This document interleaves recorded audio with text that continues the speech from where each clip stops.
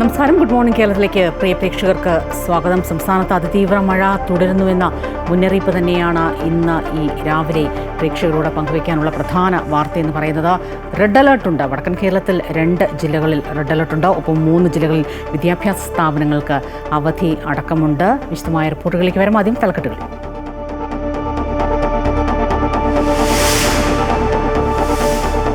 ഉത്തരാഖണ്ഡിലെ മേഘവിസ്ഫോടനത്തിൽ കാണാതായവർക്കായി തെരച്ചിൽ.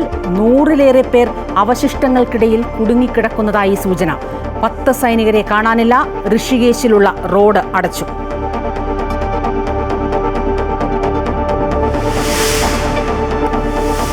സംസ്ഥാനത്ത് ഇന്നും അതിതീവ്ര മഴ മുന്നറിയിപ്പ്. കണ്ണൂരും കാസർഗോഡും red alert. Malappuram, Wayanad, Kozhikode orange alert. Kasaragod, Thrissur ജില്ലകളിൽ എല്ലാ വിദ്യാഭ്യാസ സ്ഥാപനങ്ങൾക്കും, കണ്ണൂരിൽ സ്കൂളുകൾക്കും അവധി.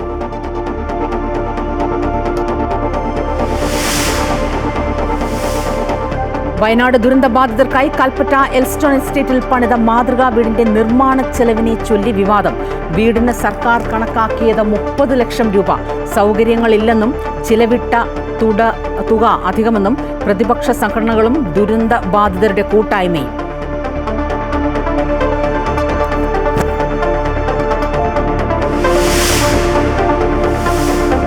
വിദ്യാർത്ഥികളുടെ യാത്രാ നിരക്ക് വർദ്ധിപ്പിക്കണമെന്നാവശ്യപ്പെട്ട് സ്വകാര്യ ബസ് ഉടമകൾ ഇന്ന് ഗതാഗത മന്ത്രിയെ കണ്ടേക്കും.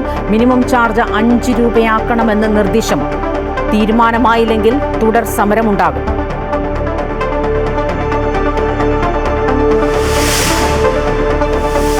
വയനാട് CPM-ൽ നടപടി. AVJനെ ബ്രാഞ്ചിലേക്ക് തരം താഴ്ത്തി. നടപടി പാർട്ടിയിൽ വിഭാഗീയത എന്ന പരസ്യ പ്രസ്താവനയിൽ.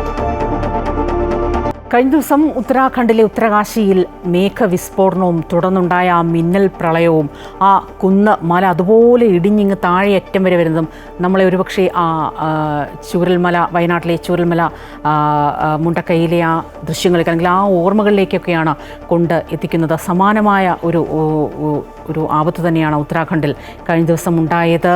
അതിലിപ്പോൾ മരണം സ്ഥിരീകരിച്ചു. കഴിഞ്ഞ ദിവസം തന്നെ മരണം സ്ഥിരീകരിച്ചു. 4 മരണമുണ്ടായി. പക്ഷേ നിരവധി പേരെ അവിടെ കാണാനില്ല. 10ഓളം സൈനികർ അടക്കം 100-ലേറെ പേർ അവിടെ കുടുങ്ങിക്കിടക്കുന്നു, അവശിഷ്ടങ്ങൾക്കിടയിൽ കുടുങ്ങിക്കിടക്കുന്നു എന്ന റിപ്പോർട്ടുകളാണ് പുറത്തു വരുന്നത്. കുറച്ചുപേരെ രക്ഷപ്പെടുത്തിയിട്ടുണ്ട്. 20ഓളം പേരെയൊക്കെ രക്ഷപ്പെടുത്തിയിട്ടുണ്ട്. സൈന്യം ഒപ്പം 3 ITBP സംഘങ്ങളും സ്ഥലത്തെത്തി രക്ഷാപ്രവർത്തനത്തെ ഏകോപിപ്പിക്കുന്നുമുണ്ട്. ഖീർഗംഗ നദിയിലൂടെ പ്രളയജലം ഒഴുകി എത്തുന്ന ഒരു സാഹചര്യമാണ്. ഉത്തരകാശിയിൽ ഓറഞ്ച് അലേർട്ട് ഇപ്പോഴും തുടരുകയാണ്. വ്യോമമാർഗം രക്ഷാപ്രവർത്തനം നടത്തുന്നതിന് 2 സംഘങ്ങൾ സജ്ജമാണ്.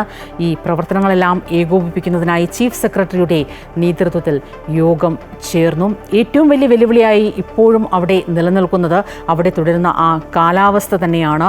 ഈ രക്ഷാപ്രവർത്തനത്തിനായി പോകുന്ന പാതകളിലെല്ലാം കൂടുതൽ മണ്ണ് ഇടിഞ്ഞു വീഴുന്ന ഒരു സാഹചര്യമുണ്ട്. അതുകൊണ്ട് വാഹനങ്ങൾക്ക് ഒട്ടും തന്നെ മുന്നോട്ട് പോകാൻ കഴിയാത്ത ഒരു സാഹചര്യം അവിടെ നിലനിൽക്കുന്നു. രക്ഷാപ്രവർത്തനങ്ങളെ അടക്കം ഇത് ഒരുപക്ഷെ കരയിലൂടെയുള്ള രക്ഷാപ്രവർത്തനങ്ങളടക്കം ഇത് വലിയ രീതിയിൽ ബാധിക്കുന്നുവെന്നാണ് ഉത്തരകാശിയിൽ നിന്നും ഉത്തരാഖണ്ഡിൽ നിന്നും വരുന്ന ഏറ്റവും പുതിയ റിപ്പോർട്ടുകൾ.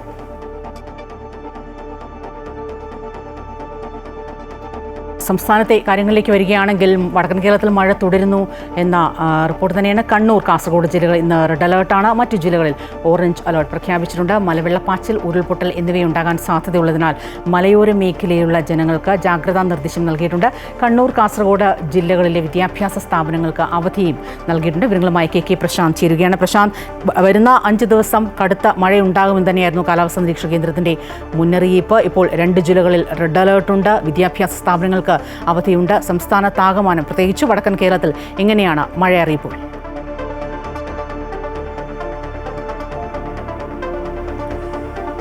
സ്വപ്ന, ഇനി വരുന്ന ദിവസങ്ങളിൽ അതിതീവ്ര മഴ ഉണ്ടാകുമെന്ന് തന്നെയാണ് കാലാവസ്ഥാ നിരീക്ഷണ കേന്ദ്രം വ്യക്തമാക്കിയിരിക്കുന്നത്. അതിൽ തന്നെ വടക്കൻ കേരളത്തിൽ കൂടുതൽ മഴ ശക്തമാകുന്ന സാഹചര്യം ഉണ്ടാകുമെന്ന് കാലാവസ്ഥാ വകുപ്പ് അറിയിച്ചിട്ടുണ്ട്. അതിൽ തന്നെ ഇന്ന് കണ്ണൂർ, കാസർഗോഡ് ജില്ലകളിൽ റെഡ് അലർട്ടാണ് പ്രഖ്യാപിച്ചിട്ടുള്ളത്. മറ്റ് ജില്ലകൾ, വടക്കൻ കേരളത്തിലെ മറ്റ് ജില്ലകൾ കോഴിക്കോട്, വയനാട്, മലപ്പുറം അടക്കമുള്ള 3 ജില്ലകളിൽ ഓറഞ്ച് അലർട്ടും നിലനിൽക്കുകയാണ്. അവിടെ നിന്ന് ഇങ്ങോട്ട് മധ്യ കേരളത്തിലേക്ക് പോയാൽ കോട്ടയം വരെയുള്ള ജില്ലകളിൽ യെല്ലോ അലർട്ടാണ്. തെക്കൻ കേരളത്തിലാണ് മഴ കുറവ് എന്ന തരത്തിൽ, അല്ലെങ്കിൽ മഴ ഉണ്ടാകില്ല എന്ന തരത്തിൽ തന്നെ നേരിയ മഴയ്ക്ക് മാത്രം സാധ്യത കാലാവസ്ഥാ വകുപ്പ് പ്രവചിക്കുന്നത്. അതേസമയം തീരദേശ മേഖലയിൽ അതീവ ജാഗ്രത തുടരുകയാണ്. കള്ളക്കടൽ പ്രതിഭാസത്തിന് സാധ്യതയുണ്ടെന്ന് സമുദ്രസ്ഥിതി പഠന ഗവേഷണ കേന്ദ്രം വ്യക്തമാക്കിയിട്ടുണ്ട്. അതിന്റെ അടിസ്ഥാനത്തിൽ തന്നെ ഉയർന്ന തിരമാലയുണ്ടാവും. സ്വാഭാവികമായും മത്സ്യബന്ധനത്തിന് വിലക്ക് ഇപ്പോൾ ഏർപ്പെടുത്തിയിട്ടുണ്ട്. നിലവിൽ അധികൃതർ നൽകുന്ന നിർദ്ദേശമനുസരിച്ച് മാത്രമേ മത്സ്യബന്ധനത്തിന് പോകാവൂ എന്നുള്ളതാണ് വ്യക്തമാക്കിയിട്ടുള്ളത്. പക്ഷേ അതോടൊപ്പം തന്നെ പ്രധാനപ്പെട്ട കാര്യമാണ് മലയോര മേഖലയിൽ ഇപ്പോഴും ഈ കോഴിക്കോട് അടക്കമുള്ള സ്ഥലങ്ങളിൽ നഗരപ്രദേശങ്ങളിൽ മഴ കുറവാണെങ്കിലും താമരശ്ശേരി അടക്കമുള്ള മലയോര മേഖലയോട് ചേർന്ന് നിൽക്കുന്ന പ്രദേശങ്ങളിൽ അതിശക്തമായ മഴ തന്നെയാണ് ഇന്നലെ രാത്രി മുതൽ പെയ്യുന്നത്. ഇപ്പോഴും മഴ തോർന്നിട്ടില്ല. ഒപ്പം തന്നെ വിവിധയിടങ്ങളിൽ വള്ളം മറിഞ്ഞ് നിലവിൽ വടകര അടക്കമുള്ള സ്ഥലങ്ങളിൽ വള്ളം മറിഞ്ഞ ആളുകളെ കാണാതായിട്ടുണ്ട്. അവർക്കായി തിരച്ചിൽ ആരംഭിക്കുകയും ചെയ്തിട്ടുണ്ട്. കണ്ണൂരും കാസർഗോഡും അതീവ ജാഗ്രതയാണ് തുടരുന്നത്. പുഴകൾ കരകവിഞ്ഞ് ഒഴുകുന്ന സാഹചര്യമുണ്ട്. അതുകൊണ്ട് തന്നെ നദിക്ക് സമീപത്ത് താമസിക്കുന്ന ആളുകളോട് ജാഗ്രത പുലർത്താനുള്ള നിർദ്ദേശവും ഈ ഘട്ടത്തിൽ നൽകിയിട്ടുണ്ട്. നിർണായകമായ ചില ഇടപെടലുകൾ സമുദ്രസ്ഥിതി പഠന ഗവേഷണ കേന്ദ്രത്തിലടക്കം നിർദ്ദേശങ്ങൾ ഉണ്ടായ പശ്ചാത്തലത്തിലാണ് ഈ തീരദേശ മേഖലയിൽ ജാഗ്രത ഇപ്പോഴും തുടരുന്നത്. അതോടൊപ്പം തന്നെയാണ് ദുരന്ത നിവാരണ അതോറിറ്റിയുടെ ഭാഗത്തുനിന്നുള്ള നിർദ്ദേശമുള്ളത്. മലയോര മേഖലയിലുള്ള നിർദ്ദേശം. ഒപ്പം തന്നെ കണ്ണൂരിൽ പാറമടകൾക്ക് കോറികൾക്കടക്കം നിയന്ത്രണം ഇന്ന് ഏർപ്പെടുത്തിയിട്ടുണ്ട്. ഒരു തരത്തിലും മറ്റ് ഖനന പ്രവർത്തനങ്ങളിലേക്ക് പോകരുത് എന്ന നിർദ്ദേശമാണ് കണ്ണൂർ കളക്ടറേറ്റിൽ നിന്ന് ഇപ്പോൾ നൽകിയിട്ടുള്ളത്. വിദ്യാഭ്യാസ സ്ഥാപനങ്ങൾക്ക് കണ്ണൂരും കാസർഗോഡും തൃശ്ശൂരും ഇപ്പോൾ അവധി പ്രഖ്യാപിച്ചിട്ടുള്ളത്. ഏതായാലും ഏറ്റവും പ്രധാനപ്പെട്ട നിർദ്ദേശങ്ങൾ നൽകിക്കൊണ്ട് തന്നെയാണ് സംസ്ഥാനത്തെ ഈ മഴക്കെടുതിയുമായി ബന്ധപ്പെട്ട കാര്യങ്ങൾ ഇപ്പോൾ മുന്നോട്ട് പോയിക്കൊണ്ടിരിക്കുന്നത്. സ്വപ്ന, വടക്കൻ കേരളത്തിൽ അതിശക്തമായ മഴ തുടരുന്നു. 2 ജില്ലകളിൽ റെഡ് അലർട്ടുണ്ട്. വിദ്യാഭ്യാസ സ്ഥാപനങ്ങൾക്ക് അവധിയുണ്ട്. തീര മലയോര മേഖലകളിൽ ജാഗ്രതാ നിർദ്ദേശമുണ്ട്. പ്രത്യേകിച്ച് വലിയ തിരമാലകൾക്കും ശക്തമായ കാറ്റിനുമൊക്കെ സാധ്യതയുണ്ട്. എല്ലാവരും സുരക്ഷിതരായിരിക്കുക. പ്രശാന്താണ് വിവരങ്ങൾ നൽകിയത്. മൂന്നാർ പെട്ടിമുടി ദുരന്തത്തിന് 5 ആണ്ട് പിന്നിടുകയാണ്. 2020 ഓഗസ്റ്റ് 6-ാം തീയതി രാത്രി 10:30 പെട്ടിമുടിയിൽ 70 പേരുടെ ജീവൻ കവർന്ന ഉരുൾപൊട്ടലുണ്ടായി. ദുരന്തത്തിൽ നിന്നും രക്ഷപ്പെട്ടത് 11 പേർ മാത്രമായിരുന്നു. പച്ചവിരിച്ച തേയിലക്കാടുകൾ നിറഞ്ഞ മലയടിവാരത്തെ ഒരുപറ്റം തോട്ടം തൊഴിലാളി കുടുംബങ്ങളുടെ സ്വർഗമായിരുന്നു മൂന്നാർ പെട്ടിമുടി. പരിമിതികൾക്ക് നടുവിലും കരിങ്കൽ ഭിത്തികൾ വേർതിരിച്ച കൊച്ചുമുറിക്കുള്ളിൽ വലിയ സ്വപ്നങ്ങൾ അവർ കണ്ടിരുന്നു. എന്നാൽ അവരെയും അവരുടെ സ്വപ്നങ്ങളെയും ഒരു തെളിവ് പോലും അവശേഷിപ്പിക്കാതെ ദുരന്തം കവർന്നെടുത്തിട്ട് 5 വർഷം തികയുന്നു. അലമുറയിട്ടുള്ള കരച്ചിലുകൾ ഇന്നും അന്തരീക്ഷത്തിൽ അലയടിക്കുന്നുണ്ട്. ചോരയും കണ്ണീരും വീണ ശ്മശാന ഭൂമിയിൽ കാടുകയറി.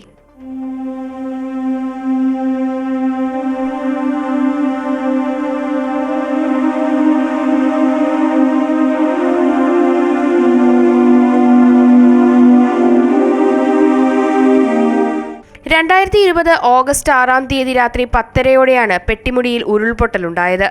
മലയടിവാരത്തെ 4 ലയങ്ങൾ പൂർണ്ണമായും മണ്ണിനടിയിലായി. 70 പേർ മരിച്ചു. 5 வருஷத்தில் என் குடும்பத்தில் வந்துட்டு எனக்குள்ள அம்மா, எனக்குள்ள பையன், எனக்குள்ள அண்ணன் 3 பேர் இறந்துருக்காங்க. இப்போ வருகிற மழையெல்லாம் பார்க்கும்போது இந்த மழை வந்தோடனே எங்களுக்கு வர்ற நினைவுகள் வந்து அந்த சம்பவம் தான். அந்த 70 பேரை அழித்த சம்பவம் தான் எங்களுக்கு ഇപ്പോൾ മനസ്സിൽ നിൽക്കുന്നത്. ദുരന്തത്തിൽ അവശേഷിക്കുന്നവരുടെ പുനരധിവാസം പൂർത്തിയാക്കി. കാണാതായവരുടെ ബന്ധുക്കൾ ഇപ്പോഴും ഉറ്റവരെ തേടി പെട്ടിമുടിയിലും പെട്ടിമുടിയാറിന്റെ തീരത്തും എത്താറുണ്ട്. അമൃത ന്യൂസ്, ഇടുക്കി. മുണ്ടക്കൈ ചൂരൽമല ദുരന്ത ബാധിതർക്കായി കൽപ്പറ്റ എൽസ്റ്റൗൺ എസ്റ്റേറ്റിലെ ടൗൺഷിപ്പ് ഭൂമിയിൽ പണിത മാതൃകാ വീടിന്റെ നിർമ്മാണ ചെലവിനെ ചൊല്ലി രാഷ്ട്രീയ വിവാദം. മാതൃകാ വീടിന് 30 ലക്ഷം രൂപയാണ് സർക്കാർ കണക്കാക്കിയിരിക്കുന്നത്. എന്നാൽ നിലവിൽ നിർമ്മാണം പൂർത്തിയാക്കിയ വീടിന്റെ വലിപ്പവും സൗകര്യങ്ങളും വെച്ച് നോക്കുമ്പോൾ ഇത്രയധികം തുക ഒരിക്കലും ചെലവഴിക്കേണ്ടി വരില്ലെന്നാണ് പ്രതിപക്ഷ സംഘടനകളുടെയും ദുരന്ത ബാധിതരുടെ കൂട്ടായ്മയായ ജനശബ്ദം ആക്ഷൻ കൗൺസിലിന്റെയും നിലപാട്. മാതൃകാ വീടിന് തുല്യമായോ അതിനേക്കാളേറെ സൗകര്യങ്ങളോടെയോ സന്നദ്ധ സംഘടനകൾ നിർമ്മിച്ചു നൽകിയ വീടുകൾക്ക് പരമാവധി 20 മുതൽ 25 ലക്ഷം രൂപയെ ചെലവായിട്ടുള്ളൂവെന്ന് ചൂണ്ടിക്കാണിക്കുന്നവരുണ്ട്. അത്യാവശ്യം സൗകര്യങ്ങളോടുകൂടിയ വീടിന് പരമാവധി 1800 രൂപയാണ് ഒരു ചതുരശ്ര അടിക്ക് ചിലവ്. എന്നാൽ 30 ലക്ഷം രൂപ ചെലവഴിച്ചിട്ടും മേൽക്കൂരയിൽ നിന്ന് മഴവെള്ളം നേരെ ചുമരുകളിലേക്ക് വീഴുന്ന തരത്തിലാണ് നിർമ്മാണ രീതിയെന്നാണ് ഉയരുന്ന ആരോപണങ്ങളിലൊന്ന്. അതുപോലെ തന്നെ നിർമ്മാണ പ്രവർത്തനങ്ങൾ, ഇവിടെ നിർമ്മാണ പ്രവർത്തനങ്ങൾ നടക്കുന്നത് കുറച്ചുകൂടി അതിൻ്റെ രൂപകൽപ്പനയൊക്കെ മാറ്റിക്കൊണ്ട് അതിൻ്റെ അടിത്തറ, ഞങ്ങൾ എല്ലാവരും പറഞ്ഞതുപോലെ തന്നെ അടിത്തറ നന്നായി ചെയ്തിട്ടുണ്ട്. പക്ഷേ അതിന് ഉപയോഗിച്ച മെറ്റീരിയലിൻ്റെ ഗുണം കുറച്ചുകൂടി അപ്ഡേറ്റഡ് ആകണം. അതുപോലെ മുൻവശത്ത് അതിൻ്റെ എലിവേഷനിലുള്ള മാറ്റം വരുത്തണം. കാരണം ഒരു കുടിലാണെങ്കിലും സന്തോഷമാണ്, പക്ഷേ ഇവിടെ ഒരു കുടിൽ കെട്ടാനല്ല, കൃത്യമായിട്ട് നല്ല മനോഹരമായിട്ടുള്ള ഒരു നിർമ്മിതിക്കുള്ള പണം ഉണ്ട്. ആ പണം കൃത്യമായിട്ട് ഉപയോഗിക്കണം എന്നാണ് ഞങ്ങൾക്ക് പറയാനുള്ളത്. ജനശബ്ദ ആക്ഷൻ കൗൺസിലിൽ ഇക്കാര്യത്തിൽ പറയാനുള്ളത്. 2ാം നിലയിലേക്ക് വീടിനുള്ളിൽ നിന്ന് ചവിട്ടുപടി വേണമെന്ന ആവശ്യം പരിഗണിച്ചില്ല. എന്നാൽ പണി പൂർത്തിയായ ദിവസം മന്ത്രി കെ രാജനൊപ്പമെത്തിയ ദുരന്തബാധിതർ മാതൃകാ വീടിന്റെ നിർമ്മാണ രീതിയിലും സൗകര്യങ്ങളിലും സംതൃപ്തി രേഖപ്പെടുത്തുകയും ചെയ്തിരുന്നു. എന്നാൽ വിവാദങ്ങൾ ഉയർന്ന പശ്ചാത്തലത്തിൽ മറ്റു വീടുകളുടെ നിർമ്മാണ രീതി മാറ്റണമെന്ന ആവശ്യം ഉയർത്തുകയാണ് ദുരന്തബാധിതരുടെ കൂട്ടായ്മ. അമൃത ന്യൂസ്, വയനാട്. വിദ്യാർത്ഥികളുടെ യാത്രാ നിരക്ക് വർദ്ധിപ്പിക്കണമെന്നാവശ്യപ്പെട്ട സ്വകാര്യ ബസ് ഉടമകൾ ഇന്ന് ഗതാഗത വകുപ്പ് മന്ത്രിയെ കണ്ടേക്കും. മിനിമം ചാർജ് 5 രൂപയാക്കണമെന്ന ആവശ്യമാണ് ബസ് ഉടമകൾ ഉന്നയിക്കുന്നത്. വിവരങ്ങളുമായി രജിത് ചേരുകയാണ്. രജിത്, ഈ കഴിഞ്ഞ തവണ 2 തവണയും ഇക്കാര്യത്തിൽ ചർച്ച നടന്നു, പക്ഷേ ഒരു തീരുമാനമായില്ല. ബസ് ഉടമകൾ നിലപാടിൽ ഉറച്ചു തന്നെ നിൽക്കുന്ന സാഹചര്യത്തിൽ ഇന്നിപ്പോൾ 3ാം തവണത്തെ ചർച്ച.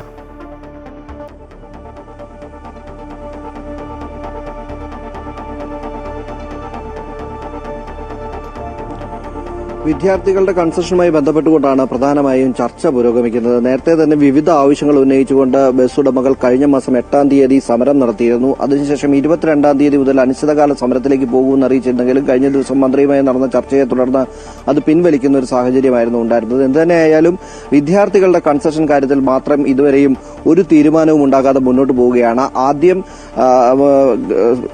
ഗതാഗത വകുപ്പ് സെക്രട്ടറിയുമായി ചർച്ച നടത്തിയിരുന്നു. അതിനുശേഷം വിദ്യാർത്ഥി സംഘടനകളുമായി ചർച്ച നടത്തിയിരുന്നു. ഇവയിലൊന്നും ഈ തീരുമാനമാകാതെ പോവുകയാണ്. 5 രൂപയാണ് മിനിമം ചാർജ് വർദ്ധിപ്പിക്കണമെന്ന ആവശ്യം. വിദ്യാർത്ഥികളുടെ മിനിമം ചാർജ് 5 രൂപയാക്കണം എന്ന ആവശ്യമാണ് ബസ് ഉടമകൾ മുന്നോട്ട് വച്ചിരിക്കുന്നത്. അക്കാര്യത്തിൽ ചർച്ചകൾ മുന്നോട്ട് പോവുകയും 2 രൂപ ആക്കാം എന്നൊരു നിലപാടിലേക്ക് വിദ്യാർത്ഥി സംഘടനയും ചെയ്തിരുന്നു. എന്നാൽ അത് അംഗീകരിക്കാൻ ബസ് ഉടമകൾ തയ്യാറായിരുന്നില്ല. അതിന്റെ ഭാഗമായാണ് ഇന്ന് ചർച്ച നടത്താനുള്ള തീരുമാനത്തിലെത്തിയിരുന്നത്. എന്നാൽ ഇന്ന് മന്ത്രിക്ക് അസൗകര്യമുള്ളതിനാൽ തന്നെ ആ ചർച്ച ഇന്ന് നടക്കില്ല എന്നാണ് ബസ് ഉടമകൾ അല്പം മുമ്പ് നമ്മളെ അറിയിച്ചിരിക്കുന്നത്. കാരണം മന്ത്രി അസൗകര്യം പറഞ്ഞതിനാൽ തന്നെ ഇന്ന് ചർച്ച നടക്കില്ല എന്ന കാര്യം മന്ത്രിയുടെ ഓഫീസിൽ നിന്ന് അറിയിച്ചിട്ടുണ്ട് എന്നാണ് അവർ വ്യക്തമാക്കിയിരിക്കുന്നത്. എന്തുതന്നെയായാലും വിദ്യാർത്ഥികളുടെ കൺസെഷൻ നിരക്ക് 5 രൂപ ആക്കണമെന്ന കാര്യത്തിൽ ബസ് ഉടമകൾ ഉറച്ചു തന്നെ നിൽക്കുകയാണ്.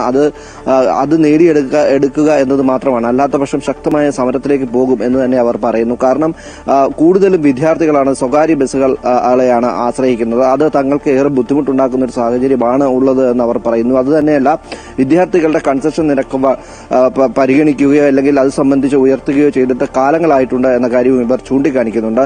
എന്തുതന്നെയായാലും ഇക്കാര്യത്തിൽ ഒരു തീരുമാനം ഉണ്ടാകണം എന്ന ആവശ്യമാണ് ഇവർ മുന്നോട്ട് വെക്കുന്നത്. അല്ലാത്ത പക്ഷം ശക്തമായ സമരത്തിലേക്ക് പോകും എന്ന സൂചനയും ഇവർ നൽകിയിട്ടുണ്ട്. വിദ്യാർത്ഥികളുടെ യാത്രാ നിരക്ക് വർദ്ധിപ്പിക്കണമെന്നാവശ്യപ്പെട്ട സ്വകാര്യ ബസ് ഉടമകൾ ഇന്നിപ്പോൾ 3ാം തവണ ഗതാഗത മന്ത്രിയുമായി ചർച്ച നടത്തും. രജിത്താണ് വിവരങ്ങളുമായി ചേർന്നത്. വയനാട്ടിൽ CPM നേതാക്കൾക്കെതിരെ സംഘടനാ നടപടി. മുതിർന്ന നേതാവും കർഷക സംഘം ജില്ലാ പ്രസിഡന്റുമായ AV ജയനെ ബ്രാഞ്ചിലേക്ക് തരം താഴ്ത്തി. നടപടി വിഭാഗീയതയുണ്ട് എന്ന പരസ്യ പ്രതികരണം നടത്തിയതിനാണ്. കണിയാമ്പറ്റ ലോക്കൽ കമ്മിറ്റിയിലെ 5 നേതാക്കൾക്കെതിരെയും നടപടിയുണ്ട്. വിവരങ്ങളുമായി രജിത് ചേരുകയാണ്. രജിത്, നേരത്തെ ഈ AV വിജയനെതിരെ ബ്രാഞ്ചിലേക്ക് തരം താഴ്ത്തുന്നതിന് മുൻപ് ലോക്കൽ കമ്മിറ്റിയിലേക്ക് തരം താഴ്ത്തിയ നടപടി ഉണ്ടായിരുന്നു. സാമ്പത്തിക ക്രമക്കേടുമായി ബന്ധപ്പെട്ട് ഇപ്പോൾ ബ്രാഞ്ചിലേക്ക് തരം താഴ്ത്താനുള്ള ഒരു സാഹചര്യം എങ്ങനെയാണ്? സ്വപ്ന, തീർച്ചയായും ജില്ലാ സമ്മേളനത്തിന് ശേഷം ഉടലെടുത്ത ഒരു വിഭാഗീയത നീക്കം അത് പരസ്യമായി തന്നെ പ്രതികരിച്ച കുറ്റത്തിനാണ് അപ്പോൾ മുതിർന്ന നേതാവും കർഷക സംഘം ജില്ലാ പ്രസിഡന്റുമായ AV ജയനെ ബ്രാഞ്ചിലേക്ക് തരം താഴ്ത്തിയിരിക്കുന്നത്. നേരത്തെ ഇദ്ദേഹത്തിന് പാലിയേറ്റീവ് കെയർ ഫണ്ട് തട്ടിപ്പുമായി ബന്ധപ്പെട്ട സാമ്പത്തിക ക്രമക്കേട് ആരോപിച്ചുകൊണ്ട് പുൽപ്പള്ളി ഏരിയ കമ്മിറ്റിയിൽ നിന്നും കേണിച്ചിറ ലോക്കൽ കമ്മിറ്റിയിലേക്ക് തരം താഴ്ത്തിയിരുന്നു. ഈ നടപടി ചോദ്യം ചെയ്ത് AV ജയൻ പരസ്യമായി രംഗത്ത് വന്നു. അതായത് ഔദ്യോഗിക വിഭാഗത്തിനൊപ്പം നിൽക്കാത്ത കുറ്റത്തിനാണ് തന്നെ ഇത്തരത്തിൽ സംഘടനാ നടപടി സ്വീകരിച്ചു എന്നാണ് അദ്ദേഹം പരസ്യമായി പ്രതികരിച്ചത്. ഒരു താലിബാനിസം വയനാട് CPM-ൽ ഉടലെടുക്കുന്നു. ഇതേ താൻ കുറ്റം ചെയ്തിട്ടില്ല, പക്ഷേ ഇത്തരത്തിൽ അതായത് നിലവിലുള്ള ഔദ്യോഗിക വിഭാഗത്തിനൊപ്പം ജില്ലാ സമ്മേളനത്തിൽ നിന്നില്ല. അത് ഞാൻ പരസ്യമായി തന്നെ ആ നിലപാട് സ്വീകരിച്ചു. അതേ കുറ്റത്തിനാണ് തന്നെ ഇത്തരത്തിൽ ആരോപണം നടത്തിക്കൊണ്ട് പുറത്താക്കുന്ന ഒരു നടപടിയിലേക്ക് പോയതെന്നായിരുന്നു അന്ന് AV ജയൻ തുറന്നടിച്ചത്. ഇതിനുശേഷം സംസ്ഥാന സെക്രട്ടേറിയറ്റ് അംഗങ്ങളായ TP Ramakrishnan, KK Shailaja, AV Jayarajan ഉൾപ്പെടെയുള്ള നേതാക്കൾ ജില്ലയിലെത്തി AV ജയനുമായി കൂടിക്കാഴ്ച നടത്തി. അതിനുശേഷം ജില്ലാ സെക്രട്ടേറിയറ്റ് കൂടി ഇതിലാണ് അപ്പോൾ ഒരു സംഘടനാ നടപടി സ്വീകരിക്കണമെന്നൊരു നിർദ്ദേശമുണ്ടായത്. ഏതായാലും ബ്രാഞ്ചിലേക്ക് തരം താഴ്ത്തിയിരിക്കുന്ന അതേസമയം ഈ AV ജയനൊപ്പം ഉറച്ച നിലപാട് സ്വീകരിച്ച കേണിച്ചിറ ലോക്കൽ സെക്രട്ടറി ജിഷ്ണു ഷാജി, അതോടൊപ്പം AKS ജില്ലാ പ്രസിഡന്റ് പ്രസാദ് എന്നിവർക്കെതിരെയും നടപടിയുണ്ടാകും. ഇത്തരത്തിൽ വിഭാഗീയത നീക്കങ്ങൾ വയനാട്ടിൽ വീണ്ടും ഉടലെടുക്കുകയാണ്. അതേസമയം നേതാക്കൾക്കെതിരെ കർശനമായ നിലപാട് സ്വീകരിച്ച കണിയാമ്പറ്റ ലോക്കലിലെ 5 നേതാക്കളെയും ഇത്തരത്തിൽ തരം താഴ്ത്തുന്നത് സംഘടനാ പ്രശ്നവുമായി ബന്ധപ്പെട്ട് വയനാട് CPM-ൽ വീണ്ടും വിഭാഗീയത പ്രശ്നങ്ങൾ മറനീക്കി പുറത്തു വരികയാണ്. സ്വപ്ന, ഈ വിജയനെ സാമ്പത്തിക ക്രമക്കേട് ഉന്നയിച്ച് ലോക്കൽ കമ്മിറ്റിയിലേക്ക് തരം താഴ്ത്തിയതിനു പിന്നാലെ അത് വിവാദമായിരിക്കുന്ന സാഹചര്യത്തിൽ തന്നെയാണ് ഇപ്പോൾ വീണ്ടും ഒരു തരം താഴ്ത്തൽ, ബ്രാഞ്ചിലേക്കുള്ള തരം താഴ്ത്തൽ പരസ്യ പ്രതികരണം, വിഭാഗീയതയുണ്ട് എന്ന പരസ്യ പ്രതികരണം നടത്തിയതിനൊപ്പം കണിയാമ്പറ്റ ലോക്കൽ കമ്മിറ്റിയിലെ 5 നേതാക്കൾക്കെതിരെയും നടപടി വന്നിട്ടുണ്ട്. രതീഷാണ് വിവരങ്ങൾ നൽകിയത്. റഷ്യയിൽ നിന്ന് ക്രൂഡ് ഓയിൽ വാങ്ങുന്നതിൽ ഇന്ത്യക്കെതിരെ നിലപാട് കടുപ്പിച്ച് അമേരിക്കൻ പ്രസിഡന്റ് ഡൊണാൾഡ് ട്രംപ് അടുത്ത 24 മണിക്കൂറിനുള്ളിൽ അധിക താരിഫുകൾ ചുമത്തുമെന്നാണ് അമേരിക്കയുടെ മുന്നറിയിപ്പ്. എന്നാൽ US-ന്റെ ഇരട്ടത്താപ്പ് അംഗീകരിക്കാനാകില്ല എന്ന നിലപാടിലാണ് ഇന്ത്യ. വ്യാപാര പങ്കാളികളെ തിരഞ്ഞെടുക്കാൻ രാജ്യങ്ങളെ നിർബന്ധിക്കാനാകില്ലെന്ന് റഷ്യയും വ്യക്തമാക്കി. അമേരിക്ക വീണ്ടും നിലപാട് കടുപ്പിക്കുകയാണ്.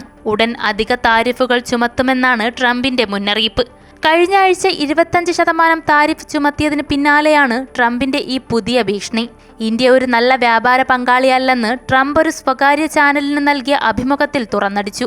ഇന്ത്യയുമായി ധാരാളം വ്യാപാരം നടത്തുന്നുണ്ടെങ്കിലും ഇന്ത്യ അമേരിക്കയ്ക്കൊപ്പം നിൽക്കുന്നില്ലെന്നാണ് ട്രംപ് വ്യക്തമാക്കിയത്. നിലവിൽ ഇന്ത്യയ്ക്കുള്ള നികുതി 25%. പക്ഷേ റഷ്യൻ എണ്ണ വാങ്ങുന്നതുകൊണ്ട് അടുത്ത 24 മണിക്കൂറിനുള്ളിൽ അത് ഗണ്യമായി ഉയർത്താൻ ആഗ്രഹിക്കുന്നു എന്നും ട്രംപ് വ്യക്തമാക്കി. അവർ യുദ്ധത്തിന് ഇന്ധനം നൽകുകയാണ് എന്നും ട്രംപ് കൂട്ടിച്ചേർത്തു. ഇന്ത്യയും റഷ്യയും ക്ഷയിച്ച സാമ്പത്തിക ശക്തികളാണെന്ന് കഴിഞ്ഞ ദിവസം ട്രംപ് പറഞ്ഞിരുന്നു. അതിനിടെയാണ് റഷ്യൻ എണ്ണ വാങ്ങുന്നതിനെതിരെ അമേരിക്ക വീണ്ടും രംഗത്തെത്തിയത്. ഇന്ത്യ റഷ്യൻ എണ്ണ വാങ്ങുക മാത്രമല്ല, വാങ്ങിയ എണ്ണയുടെ ഭൂരിഭാഗവും വലിയ വിലയ്ക്ക് വിപണിയിൽ വിൽക്കുകയാണെന്നും ട്രംപ് ആരോപിച്ചു. റഷ്യൻ യുദ്ധം കാരണം യുക്രൈനിൽ ആളുകൾ കൊല്ലപ്പെടുന്നതിനെക്കുറിച്ച് ഒരു ചിന്തയുമില്ല. അതുകൊണ്ട് ഇന്ത്യയ്ക്കുള്ള ചുങ്കം ഗണ്യമായി വർദ്ധിപ്പിക്കുമെന്നും ട്രംപ് വ്യക്തമാക്കി. എന്നാൽ ഇതിനോട് ഇന്ത്യ രൂക്ഷമായി പ്രതികരിച്ചു. അമേരിക്കയും യൂറോപ്യൻ യൂണിയനും റഷ്യയുമായി വ്യാപാര ബന്ധം തുടരുന്ന സാഹചര്യത്തിൽ ഇന്ത്യക്കെതിരായ ഇരട്ടത്താപ്പ് അംഗീകരിക്കാനാവില്ലെന്ന് മന്ത്രാലയം വ്യക്തമാക്കി. റഷ്യൻ എണ്ണ വാങ്ങുന്നതിൻ്റെ പേരിൽ ഇന്ത്യയെ മാത്രം ഒറ്റപ്പെടുത്തുന്നത് നീതികേടാണെന്ന് ഇന്ത്യ ചൂണ്ടിക്കാട്ടി. റഷ്യയും ട്രംപിന്റെ ഭീഷണിക്കെതിരെ രംഗത്തെത്തി. റഷ്യയുമായുള്ള വ്യാപാര ബന്ധം വിച്ഛേദിക്കാൻ ഇന്ത്യ പോലുള്ള തങ്ങളുടെ സഖ്യകക്ഷികളെ ട്രംപ് നിയമവിരുദ്ധമായി സമ്മർദ്ദത്തിലാക്കുന്നു എന്നാണ് റഷ്യ ആരോപിക്കുന്നത്. സ്വന്തം വ്യാപാര പങ്കാളിയെ തിരഞ്ഞെടുക്കാനുള്ളത് ഇന്ത്യയുടെ അവകാശമാണെന്നും റഷ്യ ചൂണ്ടിക്കാട്ടി. News desk, Amrita news. ഏറ്റവും പുതിയ അമീർ ഖാൻ ചിത്രം സിതാരെ സമീൻ പർ. മലയാളി താരം ഗോപി കൃഷ്ണൻ വർമ്മ അദ്ദേഹത്തോടൊപ്പം ആ ചിത്രത്തിൽ ഒരു പ്രധാന കഥാപാത്രത്തെ അവതരിപ്പിച്ചു. ശാരീരിക മാനസിക വെല്ലുവിളികൾ നേരിടുന്നവരുടെ കഥ പറയുന്ന ആ ഒരു ചിത്രത്തിൽ ഗുഡു എന്ന കഥാപാത്രം, ആ ക്യാരക്ടറാണ് ഗോപികൃഷ്ണൻ വളരെ നന്നായി അത് അവതരിപ്പിച്ചത്. ഈ ചിത്രത്തിന് പിന്നാലെ രാജ്യാന്തര ചിത്രത്തിൽ അഭിനയിക്കാനുള്ള തയ്യാറെടുപ്പിലാണ് ഇപ്പോൾ ഗോപികൃഷ്ണൻ.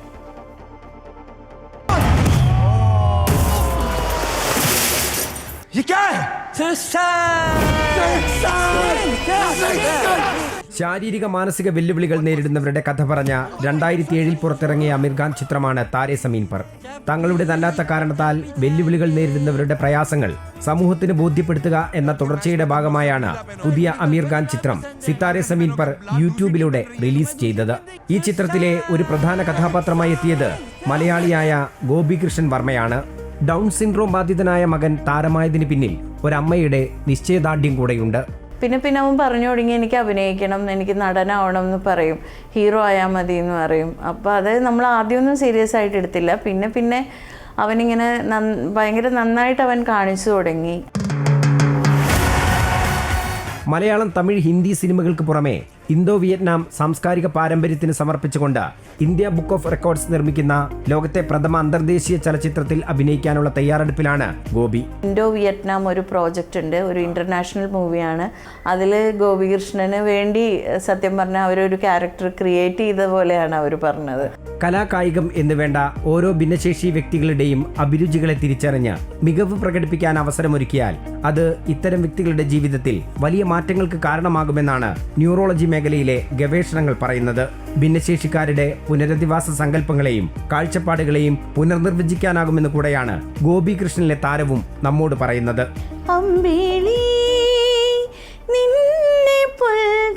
ഗായികയായ അമ്മ രഞ്ജിനി വർമ്മയുടെയും അച്ഛൻ കിഷോർ അനിയന്റെയും ത്യാഗപൂർണമായ സമർപ്പണത്തിന്റെ ഫലം കൂടെയാണ് ഈ താരം. ക്യാമറാമാൻ അമർജിത് കൽപ്പറ്റയ്ക്കൊപ്പം എം രാഗേഷ്, അമൃത ന്യൂസ്, കോഴിക്കോട്. രാമ രാമ രാമ രാമ രാമ രാമ പാഹി മാം.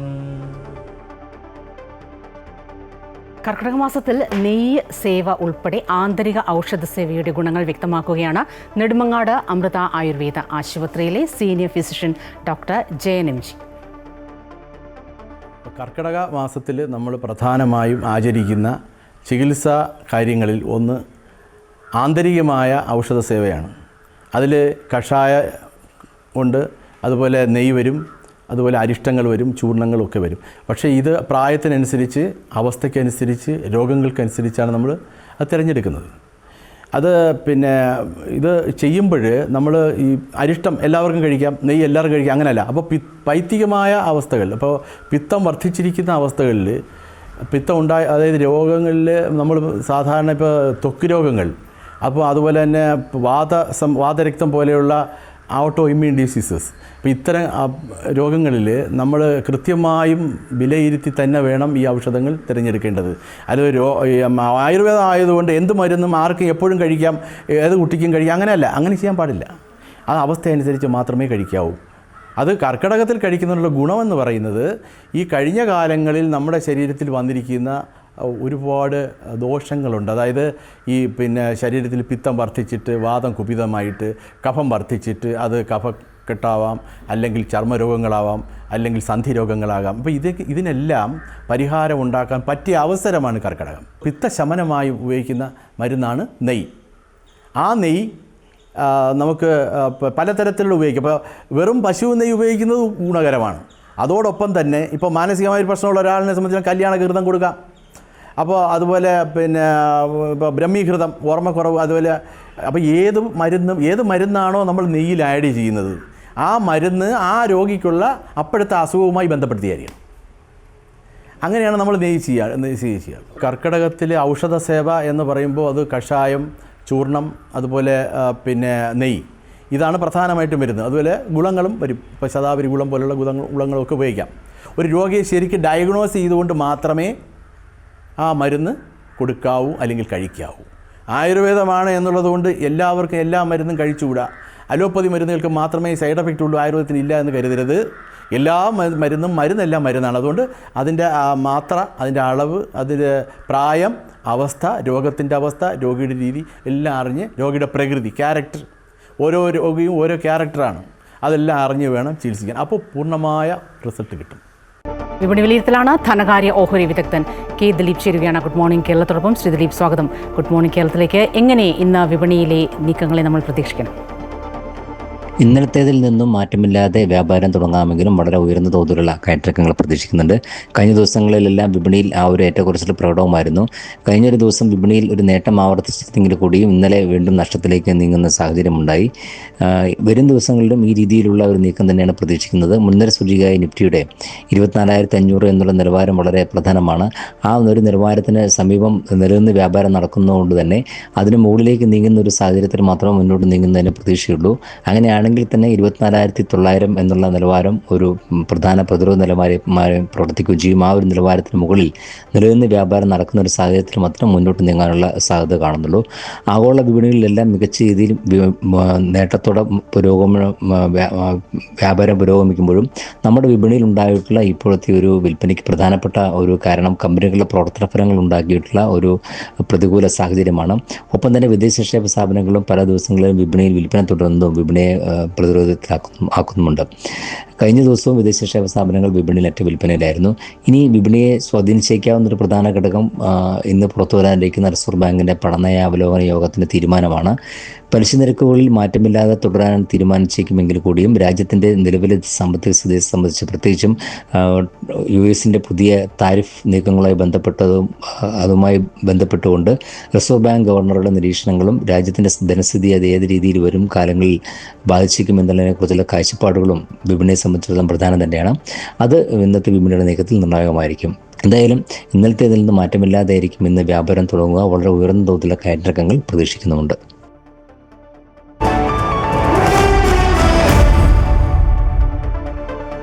ഫുട്ബോൾ ആരാധകരെ ആവേശത്തിലാഴ്ത്തി ഗ്രീൻസ് മൂന്നാറിന്റെ നേതൃത്വത്തിൽ റെയിൻ 40 പെനാൽറ്റി ഷൂട്ടൌട്ട് ഫുട്ബോൾ മത്സരം നടന്നു. മത്സരത്തിൽ മൂന്നാർ നെൽസൺ ബോയ്സ് വിജയികളായി. തമിഴ്നാട്ടിൽ നിന്നുൾപ്പെടെ ടീമുകൾ മത്സരത്തിൽ പങ്കെടുത്തു. മൂന്നാറിലെ മൺസൂൺ ടൂറിസം പ്രോത്സാഹിപ്പിക്കുക എന്ന ലക്ഷ്യത്തോടെയാണ് ഗ്രീൻസ് മൂന്നാറിന്റെ നേതൃത്വത്തിൽ വിവിധ സംഘടനകൾ, സ്ഥാപനങ്ങൾ എന്നിവയുടെ സഹകരണത്തോടെ റെയിൻ 40 പെനാൽറ്റി ഷൂട്ടൌട്ട് ഫുട്ബോൾ മത്സരം നടന്നത്. പഴയ മൂന്നാർ ഹൈ ആൾട്ടിറ്റ്യൂഡ് സ്റ്റേഡിയത്തിൽ മൂന്നാമത്തെ സീസണിലാണ് ഇത്തവണത്തെ മത്സരങ്ങൾ സംഘടിപ്പിച്ചത്. മത്സരത്തിൽ മൂന്നാർ നെൽസൺ ബോയ്സ് വിജയികളായി. രണ്ടാം സ്ഥാനം ബീച്ച് ഫുട്ബോൾ കൊച്ചിയും 3ഉം 4ഉം സ്ഥാനങ്ങൾ വർക്ക്ഷോപ്പ് റിക്രിയേഷൻ ക്ലബ്ബും മൂന്നാർ സിഗ്നേച്ചറും കരസ്ഥമാക്കി.